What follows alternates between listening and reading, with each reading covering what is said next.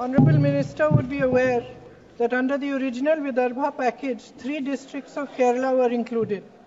These were Wayanad, Palakkad and Kasaragod.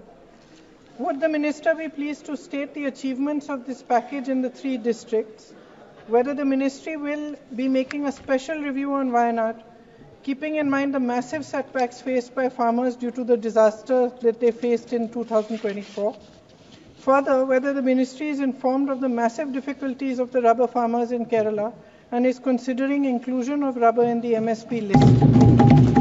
And whether the Ministry has any plans regarding the volatility of spice prices. अध्यक्ष महोदय जी, मंत्री महोदय जी ने बहुत उल्लेख किया कि प्रधानमंत्री जी की किसानों की प्रति कितनी हमदर्दी है। प्रधानमंत्री जी खुद वायनाड गए थे, उन्होंने वहां का दुख, वहां की किसानों की पीड़ा खुद देखी। मैं उनसे आग्रह करना चाहती हूं आपके द्वारा कि केरला और वायनाड के किसानों के प्रति भी कुछ हमदर्दी दिखाएं। धन्यवाद। माननीय अध्यक्ष महोदय, किसान किसान हैं, चाहे वो केरल का हो चाहे वो कर्नाटक का हो, हम सब भारत मां के लाल हैं, भेदभाव का कोई सवाल नहीं है। मैं ये निवेदन करना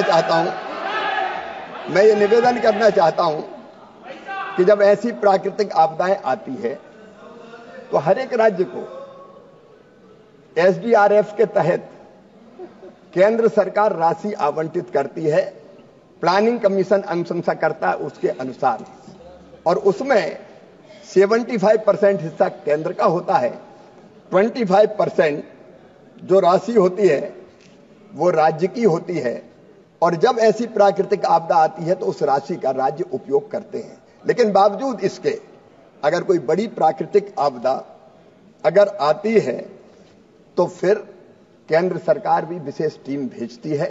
पिछले दिनों माननीय अध्यक्ष महोदय, जब आंध्र में तेलंगाना में दिक्कत हुई थी, अत्यंत वर्षा के कारण बाढ़ की स्थिति पैदा हुई थी, केंद्रीय टीम गई थी, मैं स्वयं भी गया था माननीय अध्यक्ष महोदय।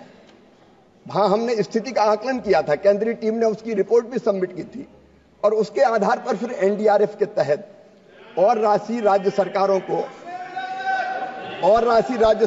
निर्गत की जाती है। माननीय सदस्य ने बहुत महत्वपूर्ण सवाल पूछा, मैं जानकारी देना चाहता हूं कि केरल को भी एनडीआरएफ के तहत विशेष रूप से 138 करोड़ रुपए की राशि उपलब्ध कराई गई है, और मैं आश्वस्त करना चाहता हूं आपके माध्यम से माननीय सदस्य को कि बिना किसी भेदभाव के कहीं अगर संकट आएगा तो केंद्र सरकार राज्य सरकार के साथ खड़ी रहेगी।